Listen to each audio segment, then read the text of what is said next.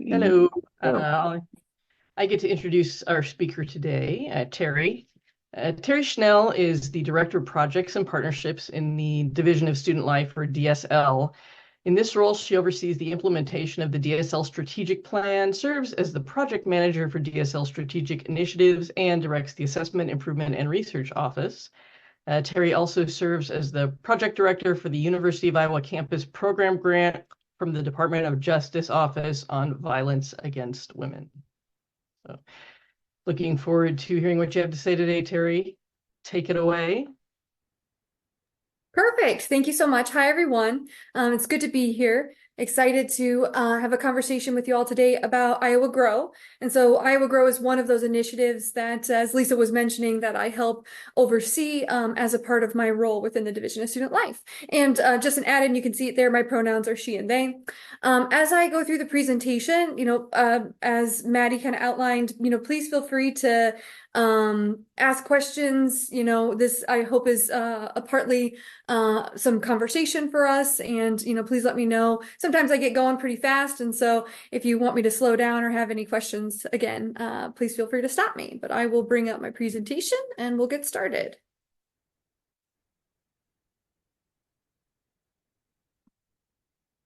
All right, can everyone see that okay? Can I get a thumbs up or a nod? Perfect, thank you so much.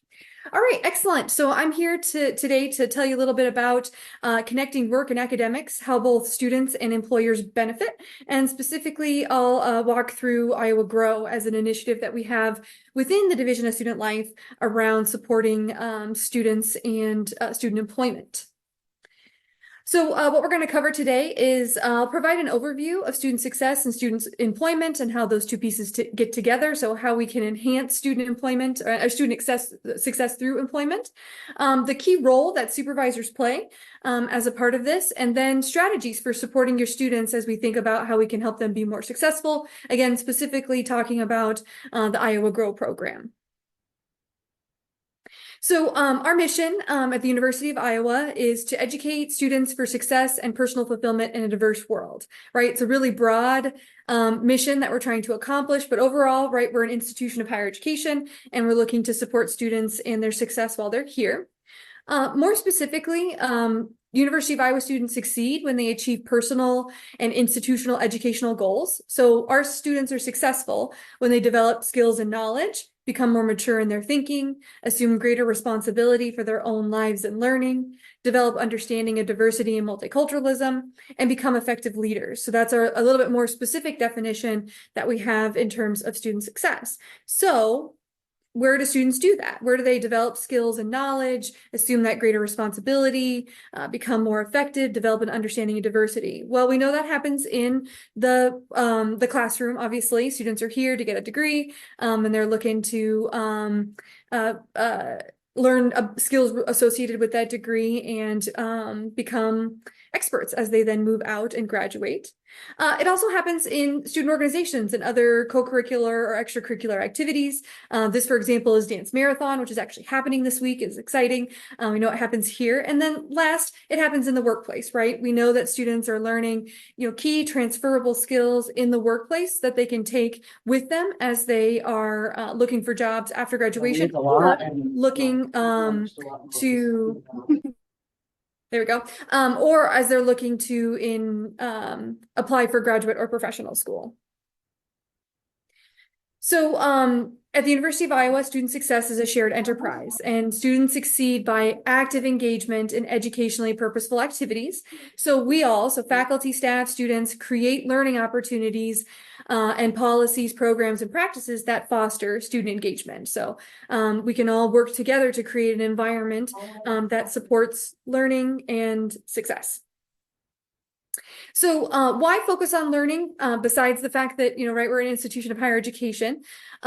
George Koo is a researcher in higher education, and he does research around high impact activities. And, essentially what he finds is that students are most successful in seamless environments where they can make connections between classroom and out of classroom experiences. And one of the ways to do that is through high impact activities.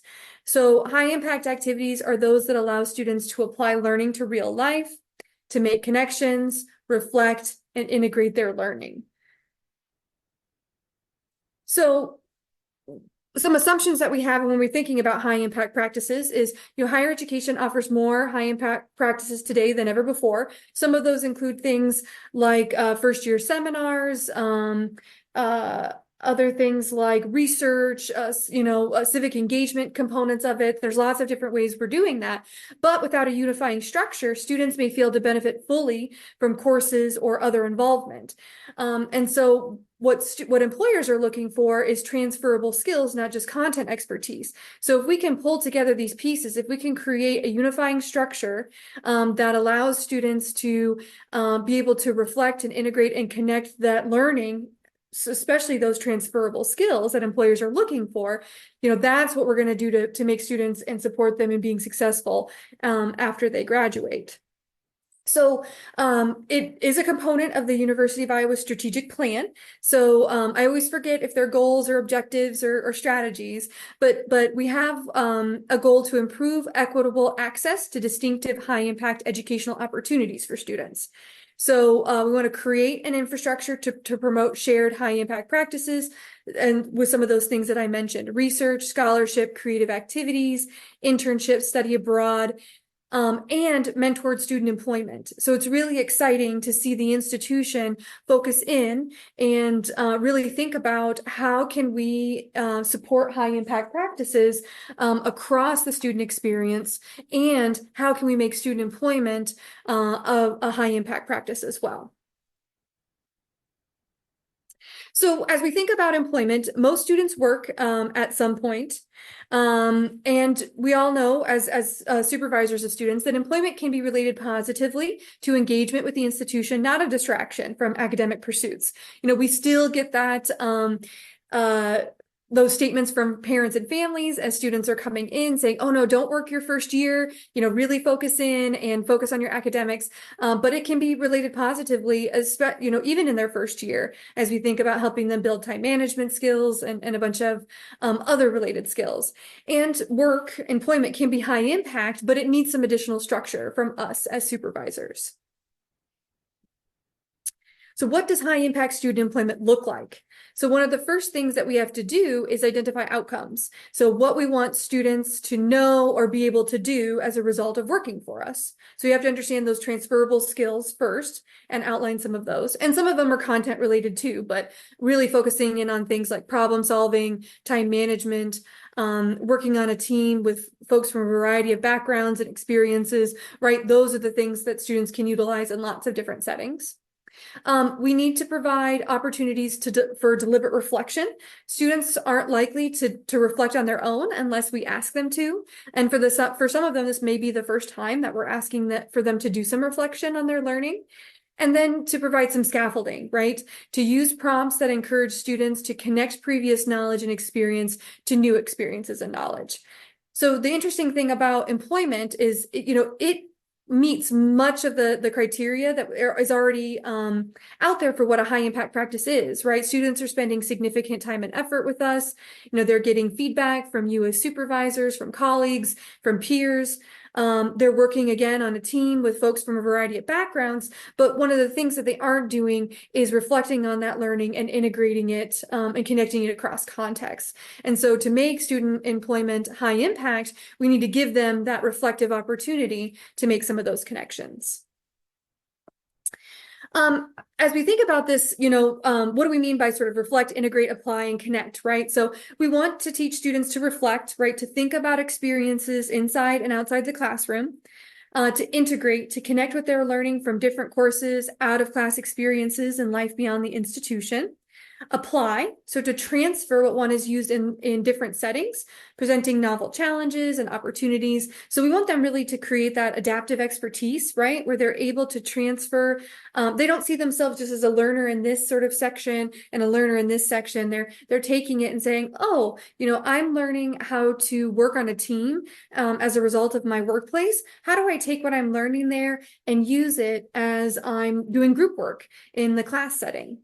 And then to connect. So we want them to be able to connect the skills they develop to what employers want and need. So when we think about lots of different whys and having these reflective conversations, students are really, I think, attuned to being able to articulate to employers, like after they're graduating or to graduate professional schools, the things that they've learned that will make them be successful in the job that they're looking to apply for. So part of this is also thinking about how we can model a learning organization. And so helping students understand that their life isn't separate pieces like this class, this student organization, my employment. How can we interconnect those pieces across their experience and really highlight the fact that, we're learners and they're learners and we should all be lifelong learners, right? That we're learning sort of no matter what the context or the setting. And helping them think about not just the tasks and the things that they did. Like I checked this person out at the front desk, that's an important task, but what are some of the purposes, connecting with the community, engaging with customers and learning customer service skills, right? So understanding those pieces and then helping them understand that our positions are part of a larger whole, right? It's not just you doing this particular task only impacts you, but it has a broader impact beyond just you and your particular role.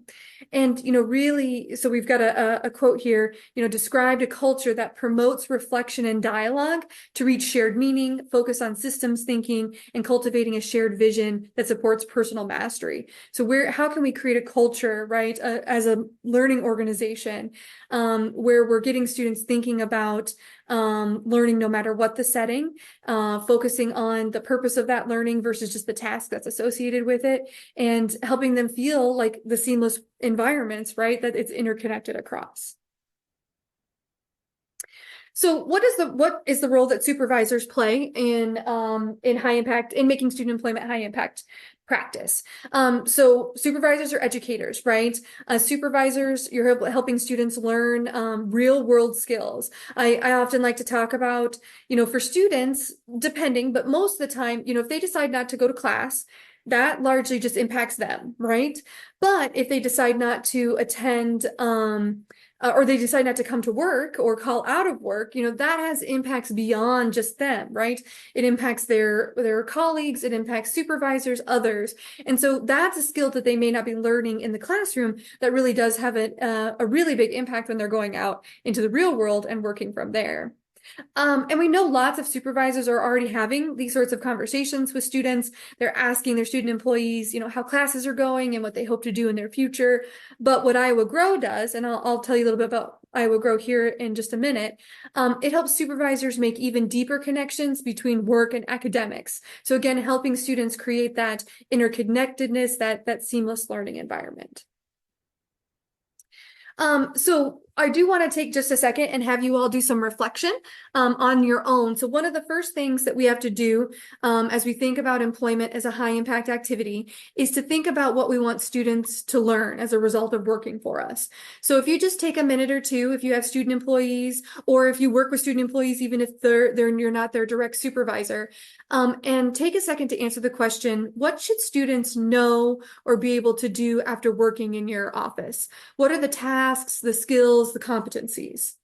Another way to think about that question is by May or by the end of the school year, I hope the students I supervise are able to, work independently, prioritize tasks, right? So think about some of those skills, tasks, and competencies you'd like them to learn.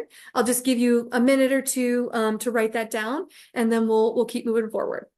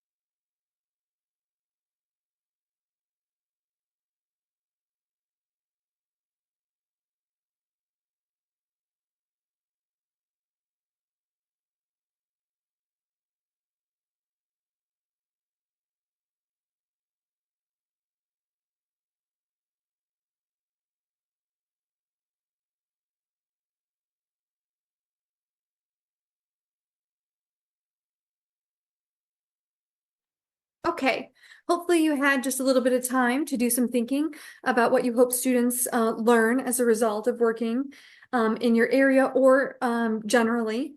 So some of the things that hopefully you thought about and you wrote down, some of those things might be specific content knowledge, such as software, project management, teaching methods, and then a lot of things are transferable. So metacognitive skills, right? Getting students to think about and evaluate themselves as learners and think about themselves as learners no matter what the setting, communication, teamwork, critical thinking and problem solving, conflict resolution, time management, multicultural competence, relationship skills, study skills, right?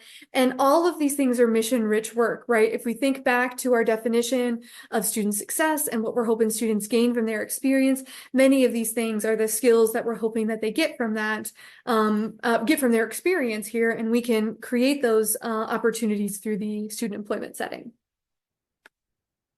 So that first part, right, thinking about what students learn, great. So what can we do then to do those other two pieces, right? To provide opportunities for deliberate reflection and to provide those scaffolds to help students make those connections. How do we make student employment a high impact activity? So now we're going to move into talking about Iowa Grow, or guided reflection on work. So Iowa Grow uses brief, structured conversations between student employees and their supervisors to make the learning that's occurring through student employment more visible to students.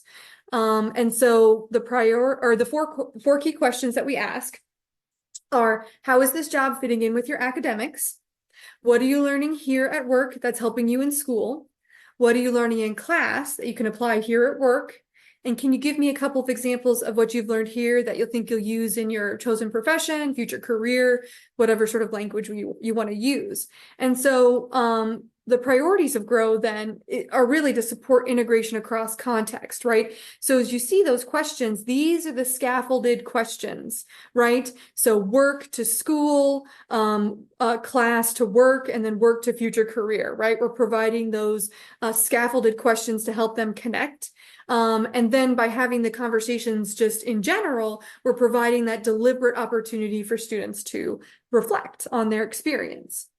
So we want to support integration across context, provide that scaffolded practice with reflection, help students cultivate that adaptive expertise to learn flexibly across different contexts, and then right metacognition. So this is an evaluative sort of experience when you're reflecting, right? You're taking a step back and you're thinking about how this learning fits within your larger experience at the University of Iowa. So helping students view themselves as learners no matter what the setting. So what does Iowa Grow entail? So what we ask is our supervisors in the Division of Student Life to have 2 brief structured conversations with each of their student employees each semester. Those conversations can be small group or they can be one-on-one. We have some additional questions that folks can ask, which can be really useful if you're working with a student that's been a student employee with you for like 3 years, ever since they were a first-year student. But really those 4 core questions are the expectation. And an average conversation can take 5 minutes. It is a very sort of straightforward intervention in terms of helping students get that practice. And that's the reason why we ask our supervisors to do 2 conversations a semester, so 4 times a year, is we keep giving them practice in that opportunity to reflect. So some folks are often very surprised when we talk about it can be a 5-minute conversation, but this is a quote that I think kind of highlights that. It's from the undergraduate experience, focusing institutions on what matters most. And Felton and his colleagues say, not only does Grow illustrate the power of simple reflective practices, but it also underscores how small interventions can have significant outcomes for the undergraduate experience. So it's that opportunity to regularly reflect, even though it can be 5 minutes long, and it still has a really sort of exciting impact on the student experience. So what we see, so we've essentially been piloting. We've been implementing Iowa Grow in the Division of Student Life since 2009. And every year, pretty much, so we conduct a survey every spring semester, except for spring of 2020. That's the only time we took a break. But what we see year after year is that the students who are having grow conversations are significantly more likely to report that they're meeting these outcomes of student employment. That, their supervisor is helping them make connections between their work and their life as a student. They're being prepared for the world of work. That they're seeing connections between their major and their coursework. They're learning about career options. But then a lot of those transferable skills that I keep mentioning, right? So things like time management, written communication, verbal communication, conflict negotiation, critical thinking and problem solving, and then working effectively with individuals from a variety of backgrounds, experiences, and culture. So we see that pretty much, we see that year after year as we implement GROW. We have some open-ended questions that are a part of our survey, and Iowa GROW participants are much more likely to mention the positive outcomes of employment other than money. We know money is important, right? It helps students pay rent, it helps them eat, all the important things, but we do want this to be a richer experience for our students, right? So we're one of the largest employers of students on campus. We have around 2,000 student employees any given semester, and that's a big touch point for us. And so we want this to be an enriching experience as well. They're more likely to note that they felt that they were making a positive contribution to the University of Iowa. So when we think about what employee or work and employee engagement looks like, invested employees, right? Employees that understand how they're contributing to the larger picture, to the university as a whole, are going to be more invested and engaged as they work with us. So those are positive things we want to see. And they're more likely to be able to state one thing that they've learned on the job. So a skill that they've gained as a result of working for us. So I love student quotes. So I always love to pull in some student quotes when we ask them about what skill that they've gained or what the impact of their employment experience has been. So this student, right, has taught me the responsibility of time management and to apply the knowledge I get from classes to my work. It has also improved my communication as well as my personal skills, right? So those core skills that we're hoping students gain as a result of working with us. When looking at some of the other research that has gone on as folks look at GROW, GROW correlates with students having more humanitarian and civic engagement, more critical thinking and problem solving skills, practical competence, self-efficacy. So that's huge. We know that student employment helps students gain a lot of confidence, and then desire to do a good job. So great things that we see, and that connects very much to what employers want. And so the National Association for College Employers, I always get the name wrong, but I'm pretty sure that's it. They do a survey, a poll, every year that asks employers, what are the key skills that you're looking for graduates to come into the world of work? What are you looking for from our graduates? And what they say pretty much every year, and some of these kind of switch back and forth, but it's pretty much leadership, ability to work on a team, written communication, problem solving, strong work ethic, right? Those are things that, we're asking about, and we know we're teaching as a result of employment while they're here. But unless we support students in helping make that learning more visible, they're not going to be able to effectively articulate that to employers, right? So when an employer asks them, well, what did you do as you worked in, the rec facility in the CRWC? They would say things like, oh, I checked in people who are coming into the CRWC with their IDs and stuff like that, right? Instead of talking about customer service skills, most likely they had to negotiate conflict, problem solve, right? All those sorts of things. Those are the things that employers are looking for our students to be able to articulate. So while the component of GROW is really focused on making student employment a high impact practice, where we're supporting students connection of learning across contexts. The other thing that we see pretty much over and over again with GROW is more of the relational component of student employment. And so this is one of my favorite quotes from a student. And so this student said, "My job provided me with a sense of belonging. It gave me a place where I was needed, a place where I was accepted, and a place where I was expected to be." And so what we see within employment generally on campus, right, is that student employment is and retention is relational work, right? And so it's about our relationships with students, their relationships with each other, and their relationships with the institution. And so generally, students who are employed on campus are retained at a higher rate. And when I talk about retention, I mean fall to fall. So they're a first year student coming in. Do they come in? Do they come back for that following fall?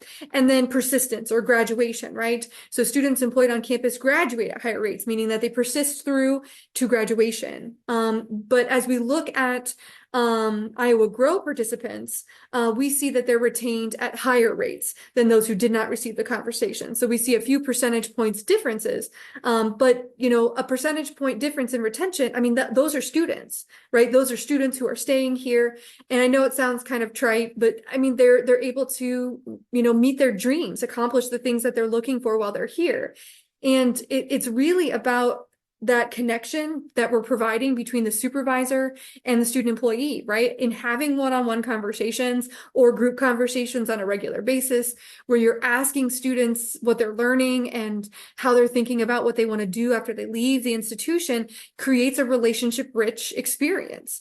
And those relationships are the things that students talk about. So when we ask them, what was the biggest impact that you've had or that your employment experience has had, hands down, relationships, always the top thing that they mention. It's the relationships with supervisors, with colleagues, peers, all of those things. And so engaging in students in this way, again, helps them build skills, but also helps them be retained here at the institution. So I've talked a lot about, so far what students get out of the experience, but supervisors also benefit from the opportunity to have grow conversations. And this goes back to that investment and engagement piece. So when students make connections to the workplace, they're more invested, right? When they understand that this just isn't a job, I am learning skills that can be useful in different settings. I am, contributing to the overall experience, and I understand how I fit into the bigger picture. They're more invested, and invested employees do better work and are more committed and responsible to the department. And one of the things that I'm looking at in our data is that sort of next step. We talk about retention at the institution, but to grow conversations help students stay in a job or a department, right? We maybe don't expect them to stay in a certain job forever, but do they stay in a department because they can see that department cares about them, wants them to learn and grow as a result of that? So I'm digging into that piece as a next step. And then the conversations open the line of communication between supervisors and their employees, right? It's for supervisors where it feels maybe a little bit more difficult to create that opportunity to connect with students. This is a structured opportunity to do so, right? Like we're going to connect, we're going to talk about these topics. I think it can be really useful for students who are introverts too, right? It's hard for, they don't really talk a lot, share a lot. It opens those lines of communications in some really, really great ways. So here are some quotes that we have from supervisors about Iowa Grow conversations. So the supervisor said, the conversations gave me instant feedback on how students were coping with balancing both work duties and classes, and gave me valuable information on how to help students with any issues they were having. I also found it helpful to see how the students were learning their jobs and relating to other employees in the workplace. The supervisor says, the student perspective provides a mirror for me. It points out how aspects of our work that I sometimes take for granted or just assume everyone knows because I've been in this work environment for so long. So again, right, provides that opportunity to better understand the students, opens those communications, provides a mirror for understanding the work differently, all really positive things that we hear from our supervisors. So the next step, we'll talk a little bit about implementation and suggestions and resources, and then we should have a good chunk of time to, answer questions that folks have. But beyond campus, Iowa Grow has been recognized in numerous books and articles for its accomplishments in helping students foster learning, build connections, and encourage reflection. So we've been contacted by over 200 institutions about implementing Grow. So people see the value in this sort of brief but strong intervention that we can engage in to take student employment to that next level.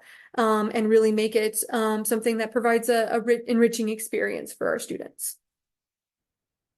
All right, so I do want to I always provide some general tips and information related to actually implementing. So if you want to implement Grow conversations with your student employees, here are some tips to be able to do so. So before the conversation, the first thing that we suggest is that supervisors do some thinking about what student employees gain, what do they learn from their work, right? So that's why I had you kind of take a second earlier and do some of that reflection.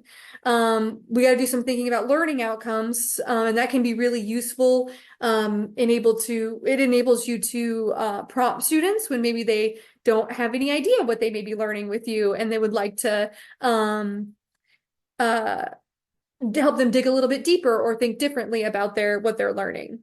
You can decide on one-on-one or group conversations. So when we piloted both the one-on-one, so that student supervisor and then student employee in groups of about 6 to 8. And we found that both of those are successful and we see the same sorts of outcomes.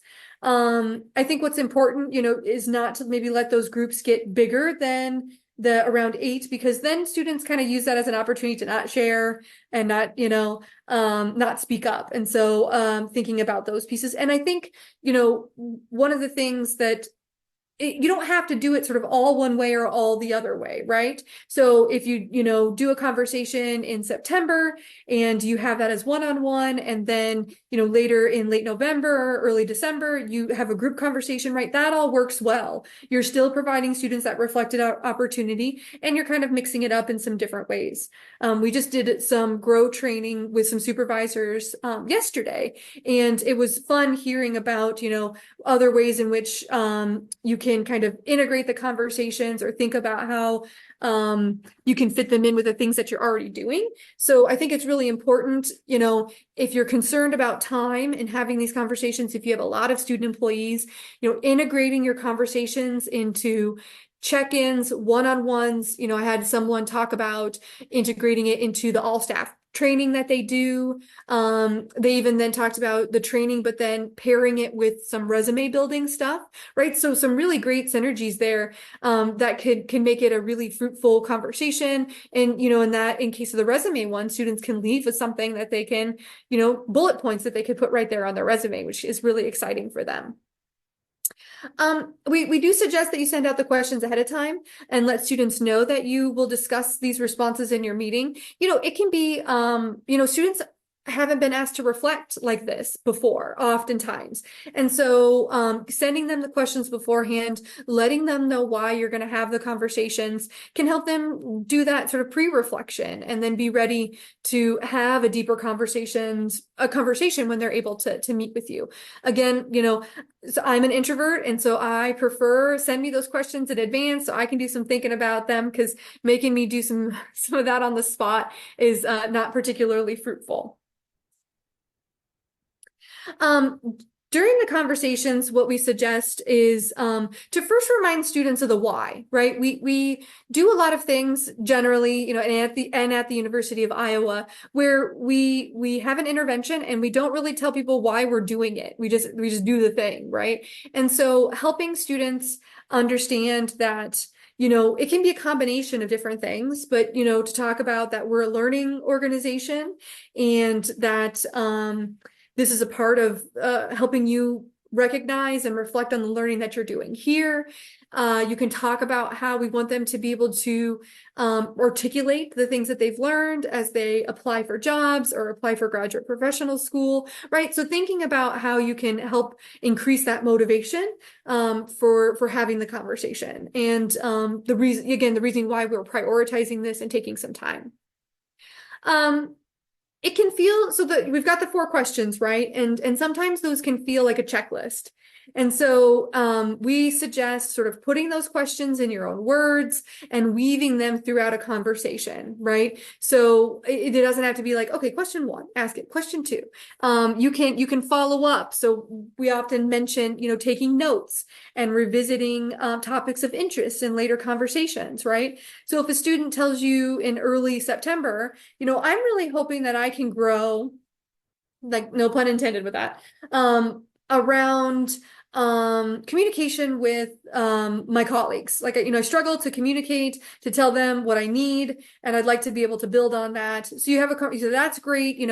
How do you think learning about how to communicate now will also help you as you're thinking about your future career, right? So then you're getting to the grow question, helping connect the current learning to future career pieces. And then later you come back into the second conversation and you say, okay, so one of the things you said you wanted to work on was communication with your colleagues. How did that go? How do you see that connecting to what you'll need when you go out and get a job after graduation, right? So, revisit topics, weave them into your conversation. You put the questions in your own words to help it feel like an authentic conversation. Because, what I tell supervisors is, supervisors make or break the conversation. So if it feels like a checklist, if it feels like the supervisor doesn't really want to be there, students can tell pretty quickly, and then they're not going to engage with the process either, because they see that you don't value it, so there's no reason for them to value it either.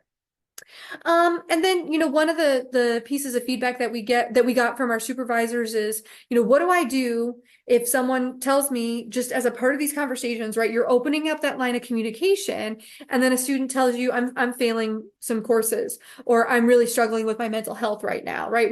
Some of our supervisors like, what do I do with that, right? So we suggest familiarizing yourself with resources in case students need referrals. And so we've got some referrals. So I'll pull up our website, which has a bunch of different resources on it at the end. And we've got a list of resources that are like a quick guide for that. But really what's important is, right, if a student confides in you or another supervisor, right, it means that they trust you. And it's not our job to solve the problem, right? It's our job to acknowledge, thank you for sharing that. I really appreciate that you felt that you could, share that with me. Let's get you connected to the support that is going to best help you. Here's that referral, right? Or here's that place for them to go. That's what we're looking for, versus, again, trying to solve their problem for them.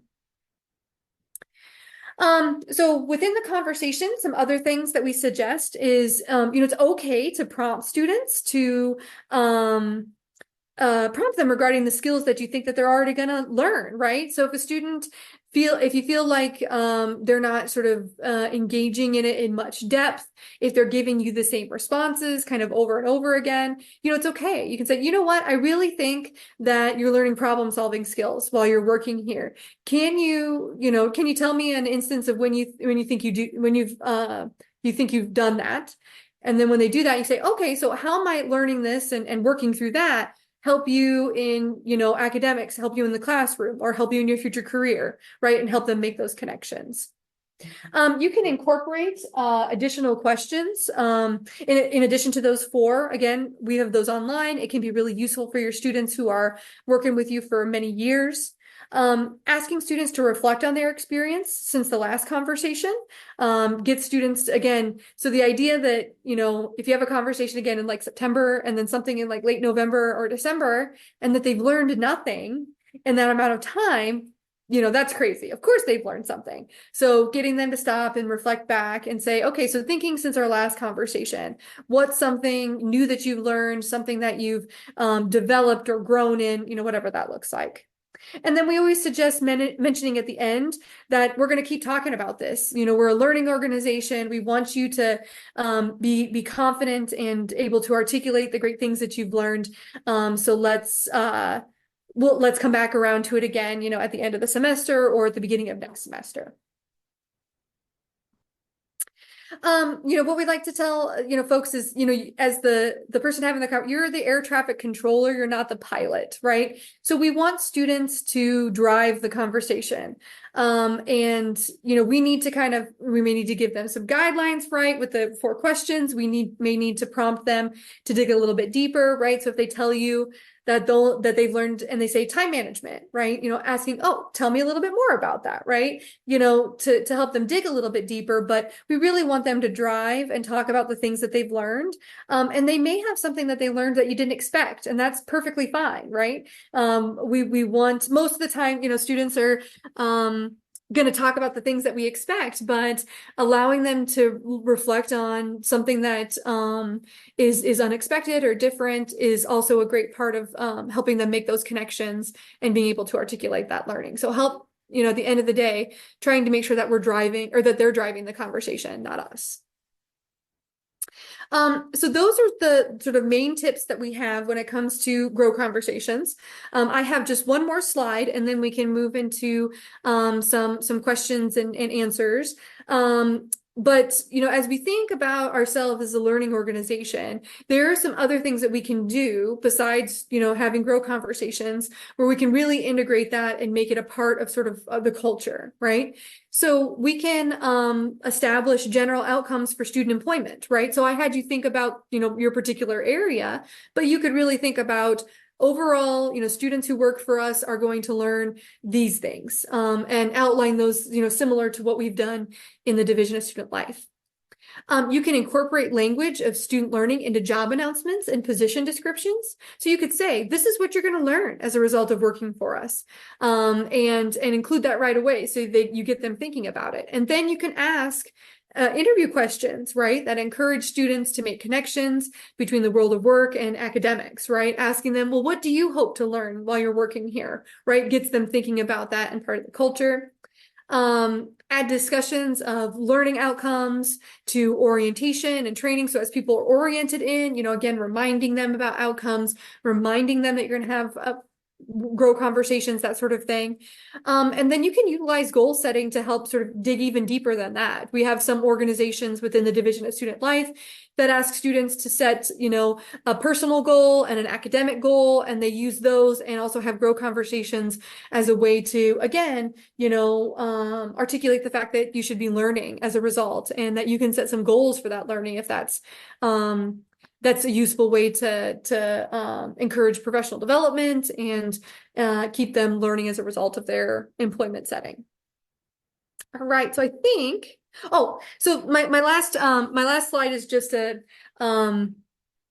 kind of a last statement, right? As we think about student employment. So, typically student affairs, academic, student services, and support services are the largest employers of students on higher education campuses, right? And we can be leaders in high impact student employment.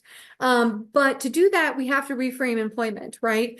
Oftentimes we think about it as very transactional in nature, right? Students need to complete these things so then we can do our jobs too. But it can be transformational, right? This is sometimes the first job that students have as they're working for us. And they're learning, again, those key skills, those transferable skills that are going to help them now and into the future. We have to think of ourselves as not just supervisors, but mentors, right? This is a place, and, that students can fail. They can, they can come in late for work, we can do these different things, and they can fail in sort of what they're doing in a setting where it's not going to have the same sorts of impacts as they would when they go out and are employed after they graduate, right? We can address those issues, come back together and really mentor them and help them grow versus, potentially just, well, you failed in that, you're done, that sort of thing. And then from cost to investment, right? It's true, right? It costs us money to employ students, and it costs us resources and time in terms of supervising them. But it's really an investment, right? As we think about why we're here at the University of Iowa, that we want students to stay and graduate, it's really an investment in them, and we see those investments pay off in lots of different ways. So it's thinking about employment a little bit differently than maybe we have in the past, or that was potentially our experience when we were student employees on campus. So I think that's it for my slides. I'm going to stop sharing. I would love to hear from you all what questions that you have, any thoughts that you have, ideas, as I think we're going to turn off the recording before we do that, though. Yes, I'm going to do that. I'm going to stop that real quick. Thank you.